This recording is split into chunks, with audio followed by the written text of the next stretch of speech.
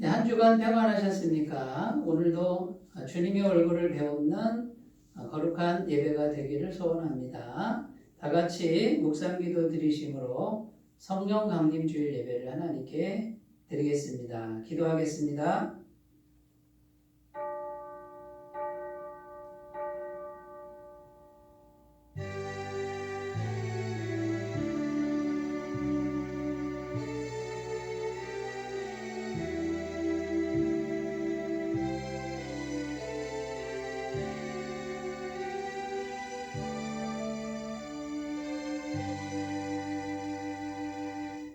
예수께서 서서 외쳐 이르시되 누구든지 목마르거든 내게로 와서 마시라. 나를 믿는 자는 성경의 이름과 같이 그 배에서 생수의 강이 흘러나오리라 하시니 이는 그를 믿는 자들이 받을 성령을 가리켜 말씀하신 것이라. 하나님은 영이시니 예배하는 자가 영과 진리로 예배할지니라. 아멘. 거룩하신 성삼위 하나님, 성령 강림 주일을 맞이하여 온 성도들이 충만한 은혜를 사모하며 예배를 드립니다. 약속하신 대로 저희들에게 보혜사 성령님을 보내주셔서 영원토록 함께 있게 하시니 감사드립니다. 진리의 영이신 성령님, 예배하는 우리의 영안을 열어 주사 영광 중에 계신 거룩하신 하나님을 보게 하여 주시옵소서. 성령님으로 충만하게 하사 우리가 드리는 찬양과 기도에 기쁨이 넘치게 하여 주시옵소서. 영광을 하나님께 올리오며 우리 주 예수님의 이름으로 기원하옵나이다. 아멘.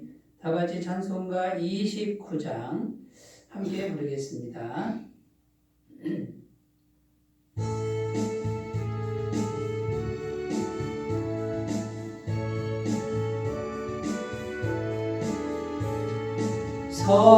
성도여 다 함께 할렐루야 아멘. 주 찬양하여라 할렐루야 아멘. 조보접해서 택하신 은혜를 다 찬송하여라 아멘. 만문을 열어라 할렐루야 아멘. 온 하늘 울려라 할렐루야 아멘. 인도자 되시며 친구가 되신 주 그 사랑 끝없다 할렐루야 아멘. 주 찬양하여라 할렐루야 아멘. 찬양은 끝없다 할렐루야 아멘.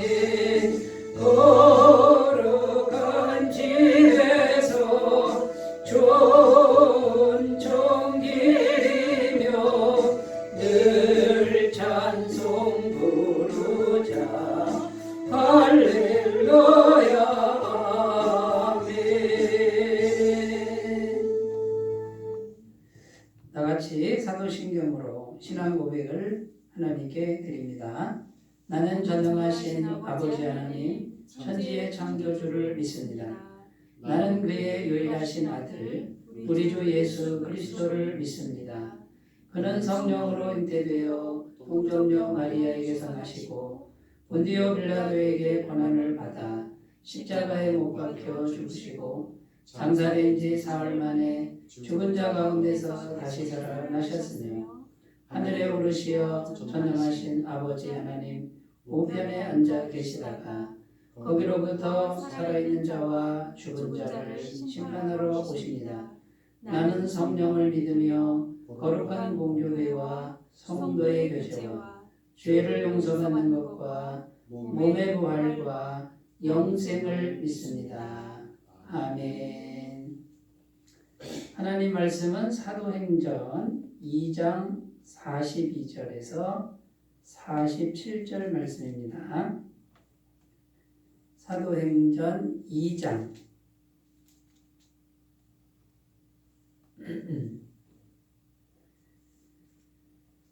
신약성경 190페이지입니다. 사도행전 2장 42절에서 47절까지 말씀을 제가 봉독하겠습니다.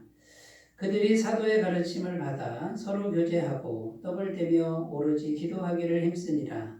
사람마다 두려워하는데 사도들로 말미암아 기사와 표적이 많이 나타나니 믿는 사람이 다 함께 있어 모든 물건을 서로 통용하고 또 재산과 소유를 팔아 각 사람의 필요를 따라 나눠주며 날마다 마음을 같이하여 성전에 모이기를 힘쓰고 집에서 떡을 떼며 기쁨과 순전한 마음으로 음식을 먹고 하나님을 찬미하며 또 온 백성에게 칭송을 받으니 주께서 구원받는 사람을 날마다 더하게 하시니라. 아멘. 예, 오늘은 절기상 성령 강림 주일입니다. 제3위 하나님이신 성령님께서 이 땅에 공식적으로 임하신 날이 성령 강림 주일입니다. 성탄절은 예수님이 이 땅에 오신 날이라고 하면 성령 강림 주일은 성령님이 이 땅에 오신 날입니다. 성삼위 하나님의 제2위 하나님이신 예수님이 오신 날이 성탄절이고 또 성삼위 하나님의 제3위 하나님이신 성령님이 이 땅에 오신 날이 성령 강림 주일입니다. 똑같은 하나님이 이 땅에 오셨는데 차이점이 있습니다. 성탄절은 온 세계가 다 합니다. 어린아이들까지도 알고요. 신앙이 없는 사람들까지도 성탄절은 다 알고 있습니다. 그런데 성령 강림 주일은 많은 사람들이 알지 못합니다. 특별히 구원받고 신앙을 가진 사람들조차도 성령 강림 주일이 있다는 것을 아는 사람이 그렇게 많지 않은 것 같습니다. 왜 그럴까요? 이 성령님은 일단 성품 자체가 자신을 드러내지 않습니다. 그리고 이 성령님은 계속 예수님만 증거하고 예수님만 드러내고 성령님은 보이지 않는 가운데 자신을 감추시면서 예수님을 증거하시는 것이죠. 그래서 이 성령님은 잘 드러나지 않는 그런 성품 때문에 아마 많은 분들이 모르는 것 같고요. 또 하나의 이유는 뭐냐면 이 성령님에 대한 존재는 반드시 구원을 받아야 거듭나야만 알 수 있는 그런 비밀이기 때문에 이 성령님을 아는 분들은 거듭난 사람들만 아는 거죠. 이게 말하자면 신앙의 비밀이라고 할 수 있습니다. 그래서 이 성령님이 정말 살아계시고 그 성령님이 우리 안에 우리 마음에 임하셔서 내 안에 살아계신 분이라고 하는 이 비밀은 참된 신앙, 진실된 신앙을 가진 사람들이 성령을 받아서 거듭나야만 알 수 있는 그런 비밀이고요. 이런 사람들만이 성령님을 인정할 수밖에 없다라는 것이죠. 그렇지만 제2위 하나님이 온 세상의 영광을 받으시는 것처럼 제3위 하나님이신 성령님도 똑같은 하나님이니까 그분도 찬양과 영광과 경배를 받으시는 것이 마땅합니다. 그래서 이 성령 강림 주일은 정말 중요한 절기 중에 하나이고요. 성령님이 이 땅에 오셨다라고 하는 것은 결국 예수님이 승천하시고 그 예수님과 같은 분을 우리에게 영으로 보내주신 것과 같습니다. 그래서 이 성령 강림 주일을 우리는 기억해서 잘 지켜야 하고 그분께 찬양과 경배를 드려야 될 줄로 믿습니다. 그래서 구원받은 우리들이 이 성령 강림 주일을 꼭 기억하고 정말 거룩하고 성스럽게 지켜가셨으면 좋겠습니다. 자, 그러면 오늘 본문 말씀에 보면 사도행전 2장에서 성령님이 이제 공식적으로 이 땅에 오시는 사건, 오순절날 성령 강림 사건이 있었습니다. 물론 구약시대 때도 성령님이 계셨습니다. 역사하셨지만 이제는 성령의 시대다라고 공식적으로 선포하면서 강력하게 임하신 그 내용이 사도행전 2장에 나오는데 그 성령 충만 받은 사람들, 곧 예수님의 제자들이 놀랍도록 변화가 됐습니다. 성령의 충만함을 받고 이제는 보통 사람들이 아니라 평범한 사람들이 아닌 하나님을 모신 사람들, 하나님의 능력과 성품과 하나님의 속성을 받은 사람들로 변화됐다라는 거예요. 그래서 그 성령 충만한 사람들의 모습이 어떻게 나타나는지를 보여주는 그 성경 구절이 오늘 읽은 우리 본문의 말씀이라고 할 수 있습니다. 그래서 오늘 말씀을 통해서 우리는 성령님에 대해서 찾아보고 그분은 어떤 분인지 또 그분이 하시는 일은 뭔지 우리 같이 찾으면서 성령님에 대해서 좀 더 깊이 알아가시는 귀한 시간이 됐으면 좋겠습니다. 자, 첫 번째로 성령님이 없으면 어떤 일이 생기는가 이거부터 생각해 보겠습니다. 왜 성령님이 꼭 오셔야만 했을까요? 안 오시면 안 되나요? 성령님이 없다면 성경은 뭐라고 말하는지 찾아보겠습니다. 자, 성령님이 오시지 않으면, 성령님이 우리 안에 계시지 않으면 첫 번째입니다. 예수님을 알 수도 없고 예수님을 믿을 수도 없다는 겁니다. 하나님의 말씀인 성경을 깨달을 수도 없고 이 말씀이 하나님 말씀이라고 믿어지지도 않습니다. 영적인 세계가 하나님 계신 세계가 보이지 않습니다. 예수님의 부활도 천국도 영생도 하나도 믿을 수 없다고 성경은 증언하고 있습니다. 고린도전서 2장 12절 말씀에 우리가 세상의 영을 받지 아니하고 오직 하나님으로부터 온 영을 받았으니 결국 세상의 영이 있고 성령님이 계신데 세상 영이 아니라 하나님의 영 성령을 우리가 받았다 이렇게 말하는데 이는 우리로 하여금 하나님께서 은혜로 주신 것들을 알게 하려 하심이라. 그러니까 성령님이 오시면 하나님이 은혜로 주시는 것이 무엇인지 알게 하신다 그 말이에요. 그러니까 성령님이 안 계시면 그걸 알 수가 없다 그 말이죠. 부활도 영생도 천국도 하나님도 믿을 수가 없다는 거예요. 그래서 지금 우리가 예수님을 믿고 천국도 믿고 죄사함도 믿고 부활도 믿는 이유는 누가 지금 믿게 하시는 거냐면 우리 안에 계신 성령님이 믿게 하시는 것이다 그 말이에요. 여러분 성령님이 잘 안 느껴지시더라도 이미 우리 속에 성령님이 믿음을 주셔서 믿게 됐다는 것을 꼭 믿으시고 마음을 편안하게 하시기를 바라겠습니다. 자, 성령님이 만약에 우리 안에 계시지 않으면 이 성령님의 존재, 성령님의 능력이 전혀 믿어지지 않습니다. 믿는다고 해도 이건 믿어지는 게 아니라 내 힘으로 굳게 믿는 거예요. 그러니까 인간의 신념으로 나는 믿을래 라고 하는 것이지 성령님이 오시면 내 안에서 저절로 믿어지는 믿음이 된다는 것이죠. 자, 이런 인간의 신념에 근거한 믿음으로는 천국에 못 간다고 되어 있습니다. 요한복음 3장에 너희가 성령으로 거듭나지 않으면 결단코 천국에 들어갈 수 없느니라. 누가 말씀하셨습니까? 예수님이 말씀하신 거예요. 유대인에 관한 니고데모가 한밤중에 찾아와서 질문했을 때 사람이 거듭나야 천국에 들어간다. 그러니까 니고데모의 고민이 뭐였습니까? 자기는 율법, 하나님 말씀을 어려서부터 다 지켰는데 그러면 천국에 갈 수 있느냐? 그거 다 지켜도 못 간다. 성령으로 거듭나야 간다라고 예수님이 그렇게 말씀하신 것이죠.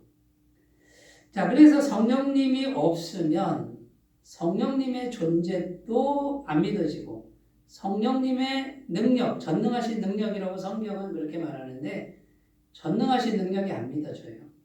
고린도전서 2장 14절 말씀에 육에 속한 사람은 하나님의 성령의 일들을 받지 아니하나니 이는 그것들이 그에게는 어리석게 보이며 또 그는 그것들을 알 수도 없나니 그러한 일은 영적으로 분별되기 때문이라. 성령 받지 못한 사람을 육에 속한 사람이라고 표현하는데 성령이 없으니 성령의 일들을 모른다는 거고요. 성령의 일들을 얘기하면 그게 어리석게 보인대요. 옛날 성경에는 미련하게 보인다. 거기에 매력을 못 느낀다는 거고 믿지도 못하는 거고 알 수도 없다라고 지금 성경은 증언하고 있습니다. 여러분, 그러니까 성령님이 없으면 신앙생활은 불가능하다라고 보시면 되고요. 성령님이 없이 하는 신앙생활은 이제 어떻게 됩니까? 바리새인들이나 서기관처럼 내 힘으로 뭔가 열심히 하는, 거듭나서 하는 게 아니라 내 힘으로 율법적 행위를 하는 이런 신앙에 머무르게 된다는 것입니다. 그런데 문제는 무엇이냐면 성령님이 내 속에 계시는데 잘 느껴지지 않고 보이지 않는다라는 것이 문제이죠. 자, 이것이 성령님이 내 안에서 나에게 지금 내 안에서 역사하시는 게 믿어지지 않으면 이게 믿어지지 않을수록 계속 자기 힘으로만 합니다. 내가 열심히 해야지, 내가 기도해야지, 내가 예배드려야지, 내가 헌신해야지. 그러니까 조금 하다가 지쳐버립니다. 재미를 못 느끼는 거고 의미를 못 느끼고요. 그냥 힘들게 될 수밖에 없는 것이죠. 자, 한마디로 성령 충만해야 신앙생활 제대로 하는 것이고요. 교회가 교회되려면 교회가 성령으로 충만한 교회가 되어야 한다는 것입니다. A.W. 토조 목사님께서는 이렇게 말씀하셨습니다. 성경에서 성령을 제외시킨다면 주의 종들의 역사 중 95%가 중단되었을 것이다. 오늘날 교회가 성령의 역사 대신 위원회와 인위적인 프로그램으로 대체되고 있는 것은 안타까운 일이다. 교회는 성령 충만받아서 성령님이 일하시는 곳이 되어야 된다고 하는 것이에요. 그런데 성령님께는 관심이 없고 조직을 만들자, 위원회 만들자, 프로그램 갖다가 좋은 프로그램으로 하자. 너무 안타까운 일이라는 거예요. 그거는 세상 조직도 그렇게 하잖아요. 교회는 세상 조직이 물론 그 틀은 있어야 되지만 성령께서 역사하셔서 성령님이 운행하는 조직이 되어야 된다라는 말씀입니다. D.L. 무디 목사님은 이렇게 말씀하셨습니다. 하나님의 사람을 망가뜨리는 것은 과도한 일이 아니라 성령 없이 일하는 것이다. 세계적으로 얼마나 유명하고 능력이 있는 목사님이십니까? 이분이 뭐라 그래요? 일을 많이 해서가 문제가 아니라는 거예요. 성령 없이 일하는 게 문제라는 거예요.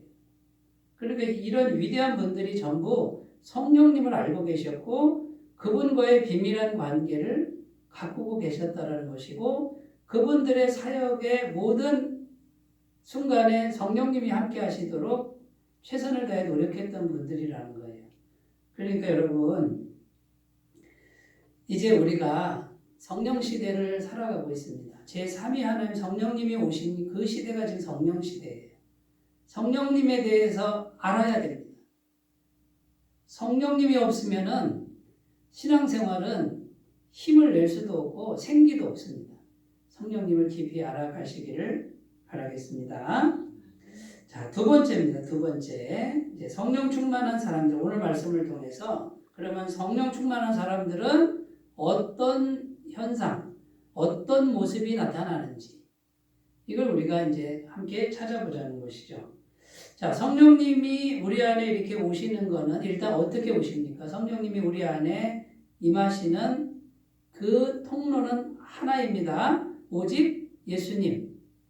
예수님의 십자가 보혈.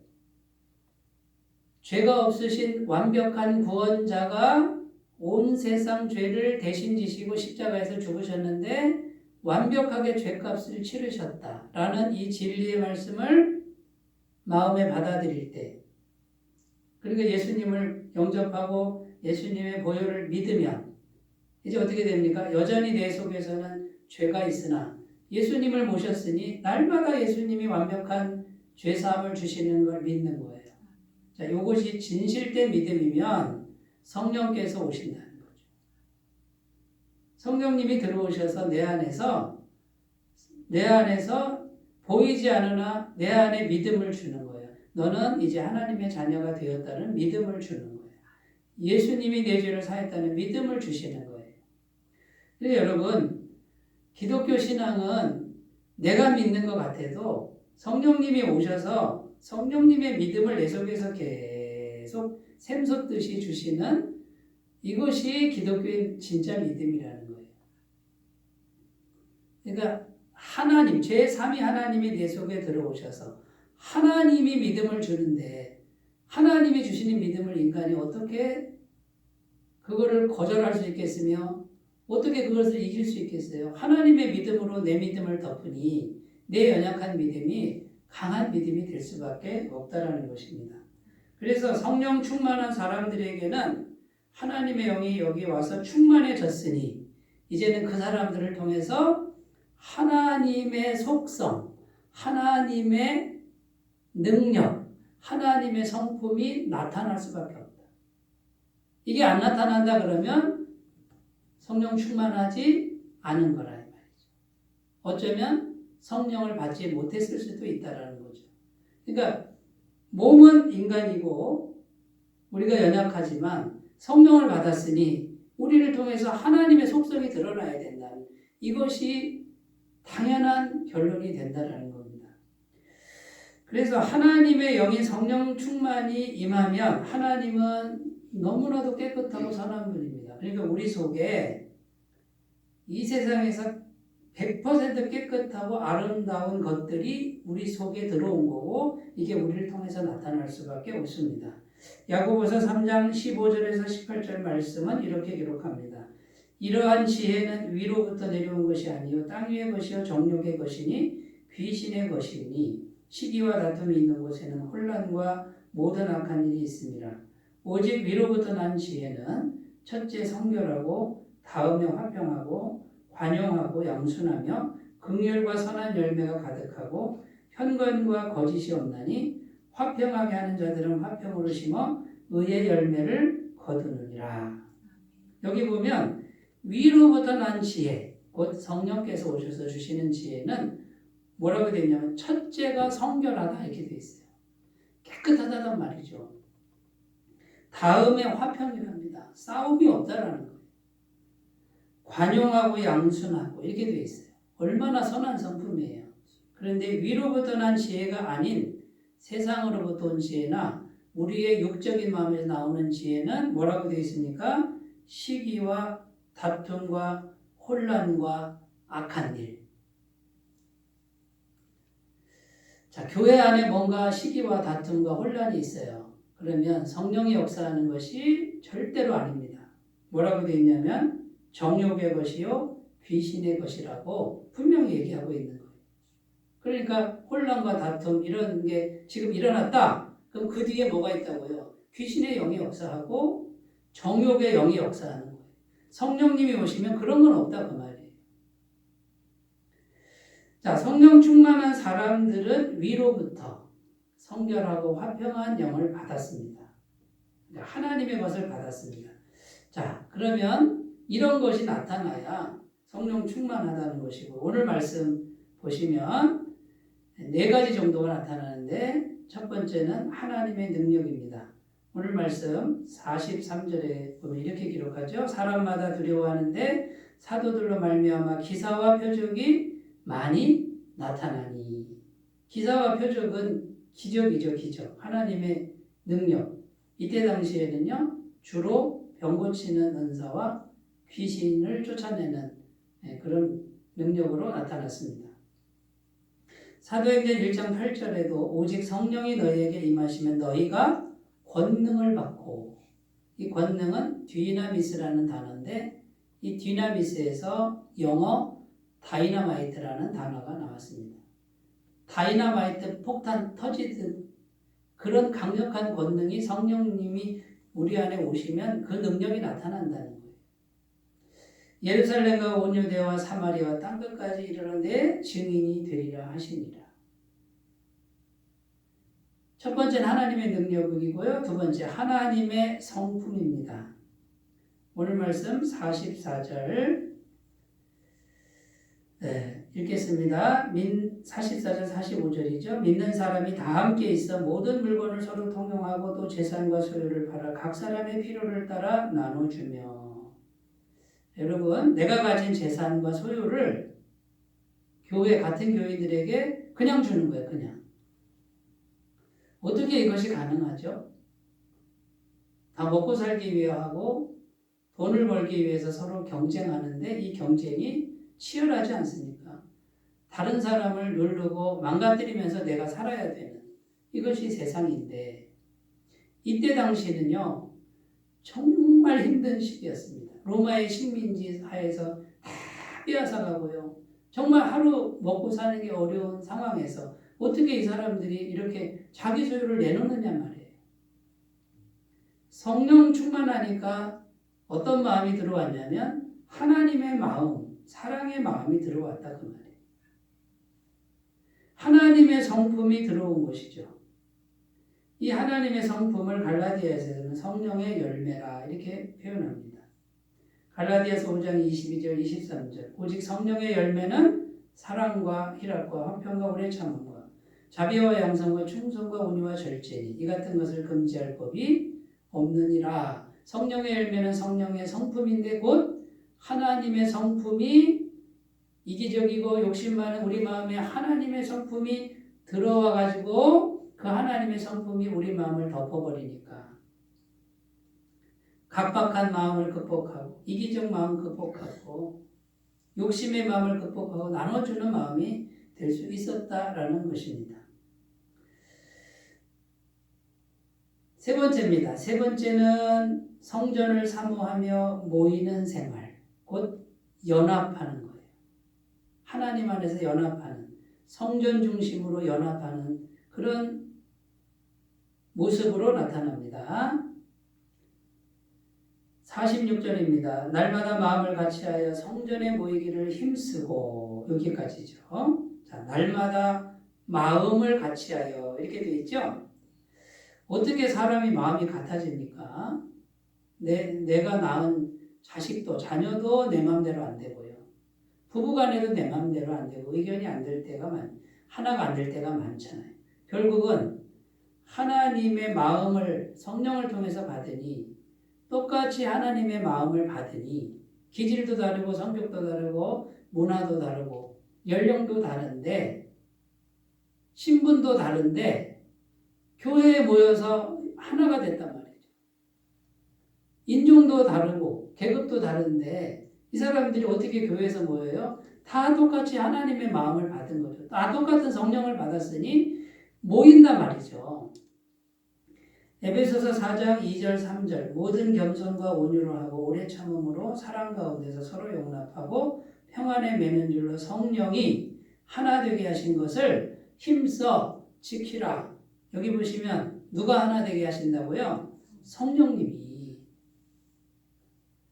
그러니까 교회가 하나 되는 비결은 일단 성령을 받아야 성령님이 똑같은 하나님의 마음을 서로 다른 사람에게 부어주니까 하나 되게 하는 거고 이 하나 되게 하는 걸 지키기 위해서 우리가 또 하나님의 성품이 필요한데 겸손, 모든 겸손, 무조건 겸손 그 말이에요.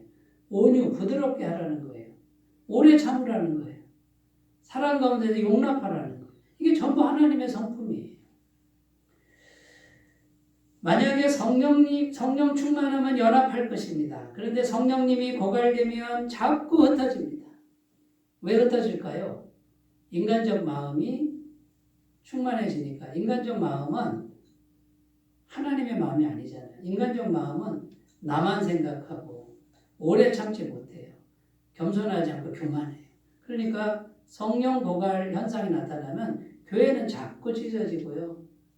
자꾸 분리되고 교회 안에서 싸워요. 자, 네 번째입니다. 네 번째, 구제하고 베푸는 생활입니다. 46절 하반절, 47절 하나님을 찬미하며 또 온 백성에게 칭송을 받으니 여기 보면 온 백성에게 칭송을 받았다 할 때 이 온 백성은 안 믿는 사람들을 말해요. 그러니까 안 믿는 사람들이 칭송하는 이유는 베풀었다는 겁니다. 구제했다는 거예요. 교회가 자꾸 뭔가를 나눠줬다는 거죠. 성령님은 선한 영이십니다. 착한 일을 하시는 분입니다.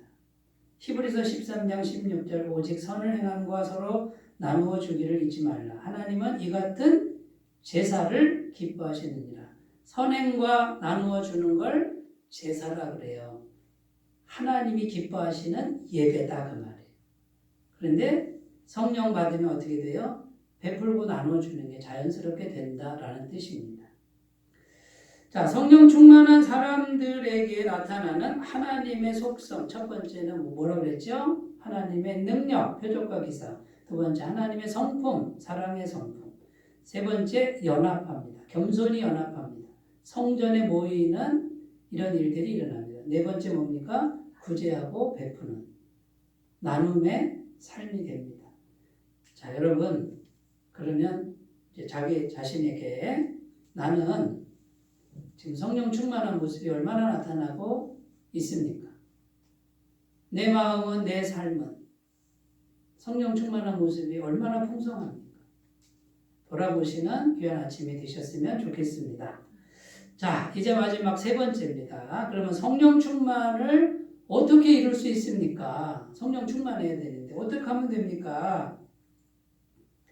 첫 번째는 사도의 가르침입니다. 42절 말씀에 다 나와 있는데요. 그들이 사도의 가르침을 받아. 첫 번째죠. 이 사도의 가르침은 성경 공부를 말하는데 특별히 이때는 복음이에요. 복음. 예수님의 피 묻은 복음. 십자가에 죽으시고 부활하신 부활의 복음. 영생의 복음을 계속 듣는 겁니다. 그 말씀을 들을 때 복음이 있어야 성령이 오시는 거죠. 히브리서 4장 12절 하나님의 말씀은 살아있고 활력이 있어 좌우의 날선 어떤 검보다도 예리하여 혼과 영감의 관절과 골수를 찔러 쪼개기까지 하며 또 마음의 생각과 뜻을 판단하나니. 하나님 말씀은 어떻다고요? 살아있다 이 말이에요. 살아서 막 활력이 있대요. 옛날 성경에는 운동력이 있다 그래요. 칼 같다 이렇게 되어 있는데 한쪽 날만 있는 게 아니라 양쪽 날 선검. 그래서 사람을 막 영혼을 후벼 팔고 관절과 골수를 찔러 쪼개는 그런 능력이 어디에 있다고요? 말씀에 있다. 말씀을 들으면 변화됩니다. 말씀을 듣지 않는 분은 성령 충만할 수 없습니다. 성경의 원래 저자가 성령님이십니다. 성령 받은 사람들이 성령께 받아 말한 게 성경이에요. 그러니까 성령님의 말씀이 성경이니까 말씀이 있어야 성령님이 역사를 합니다. 그리고 말씀이 성령의 말씀이면 반드시 성령님이 역사합니다. 믿으시기를 바라겠습니다. 자, 성령 충만 첫 번째 말씀이고요. 두 번째 42절 그들이 사도의 가르침을 받아 서로 교제하고 성도의 교제입니다. 혼자 있으면 안 된다 그 말이에요. 교회 생활 해야 된다는 거죠. 혼자 있으면 약합니다. 모닥불 피울 때 나무 하나는 너무 약하죠. 모닥불 나무가 여러 개 모이면 활활 타지 않습니까? 성령님도 똑같습니다. 그래서 교회가 필요해요. 공동체가 필요하고 공동체에 붙어 있어야 돼요. 교회 생활하셔야 돼요. 교회 출석하셔야 됩니다. 얼굴 보셔야 되고 대화 나눠야 되고 그게 아무것도 아닌 게 아니라 굉장히 중요한 일이라는 거죠. 히브리서 10장 24절 25절 서로 돌아보아 사랑과 선행을 격려하며 모이기를 패하는 어떤 사람들의 습관과 같이 하지 말고 오직 권하여 그날이 가까울 볼수록 더욱 그리하자. 모이기를 패하는 사람들과 같이 하지 마라 이 말이에요. 아니, 교회 뭐 꼭 가야 돼. 집에서 예배드리면 되지. 이런 사람들과 같이 하지 말라 그 말이에요. 그날이 가까울 볼수록 주님이 오시는 이제 종말의 날이 가까울수록 어떻게 하라고요? 더욱 모이기를 힘쓰라 그 말이에요. 여러분 얼굴 한 번 안 보면 한 주 지나가면 보름이고 두 주 지나가면 한 달이에요. 한 달 동안 내가 하나님 얼마나 생각해요. 교회 와서 교회 공동체 안에 있어야 하나님 생각하고 예배가 진정한 예배가 돼. 그래야 영적인 힘을 얻습니다. 교회를 떠난 분들은 점점 흐려집니다. 사복음서가 있는데 내가 복음 씁니다. 내 마음대로 복음을 써요. 성경의 복음이 아닌 내 식대로 복음, 결국은 세상으로 빠져버리고 이상한 신앙이 되어버립니다. 자, 세 번째, 떡을 떼며 이렇게 되어 있습니다. 이 떡은 성찬식을 의미합니다. 예수님의 살과 피를 의미합니다. 예수님의 십자가 은혜가 항상 중심에 있도록 기억하라, 그런 뜻입니다. 그러므로 성령 충만은, 성령님은 예수님의 살과 피가 있을 때 성령이 역사하고, 교회가 모여서 예수님 보혈과 예수님 살, 예수님 희생, 이걸 계속 얘기하다 보면 성령님이 역사하시는 거예요. 꼭 믿으셨으면 좋겠습니다. 네 번째, 오로지 기도하기를 힘쓰니라. 오로지 기도하면서 성령님을 구하는 거예요. 주님 성령 충만 주시옵소서. 누가복음 11장에는 구하는 자에게 성령을 주시지 않겠느냐, 반드시 주신다고 말해요. 오로지 기도에 힘쓰며 성령을 구하시기를 바라겠습니다. 자, 정리해보면 성령 충만 받는 비결, 사도의 가르침, 말씀, 복음 들으셔야 됩니다. 두 번째, 성도의 교제. 세 번째, 성찬, 예수님의 살과 피를 기념하시고, 네 번째, 기도에 힘쓰시기를 바라겠습니다.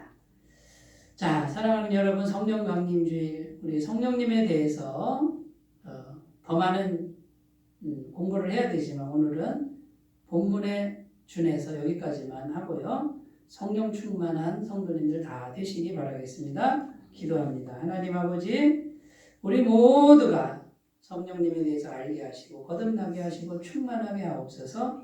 예수님의 이름으로 기도드립니다. 아멘. 다같이 찬송가 191장 함께 부르겠습니다. 191장입니다.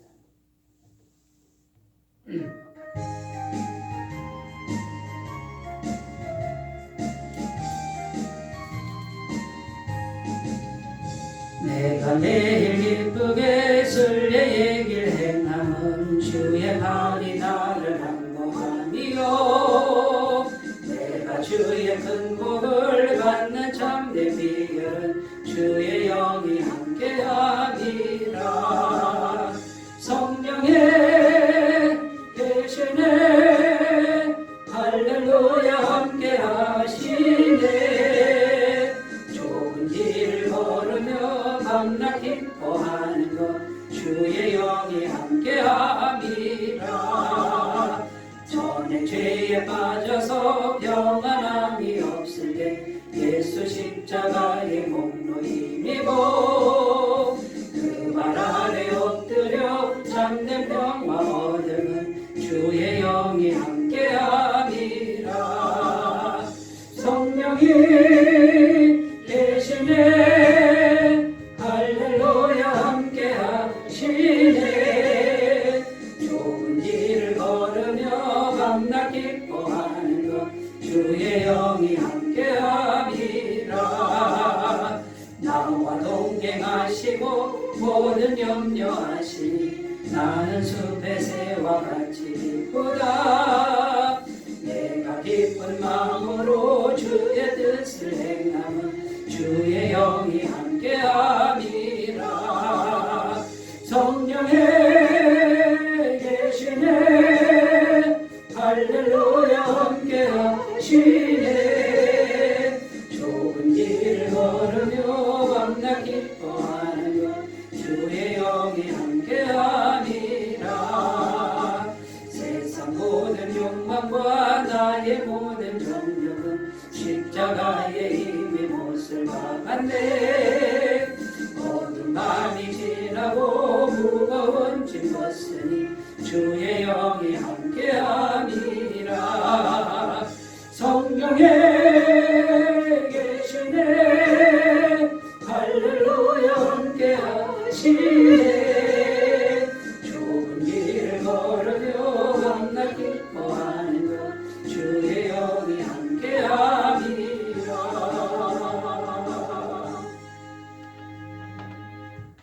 교회 소식 전합니다. 오늘은 성령 강림 주일입니다. 성도님들 심령에 성령 충만한 은혜가 항상 있으시길 소원합니다. 방역수칙 철저히 잘 준수해 주시고요. 매일 10분 묵상과 한 사람 전도하기를 위해 힘써 주시기 바라겠습니다. 교회 헌금 계좌 변경되었으니 착오 없으시기를 바라고요. 헌금함이나 교회 계좌로 헌금해 주시기 바랍니다. 이제 찬송가 384장 부르시고 축도로 예배를 마치겠습니다.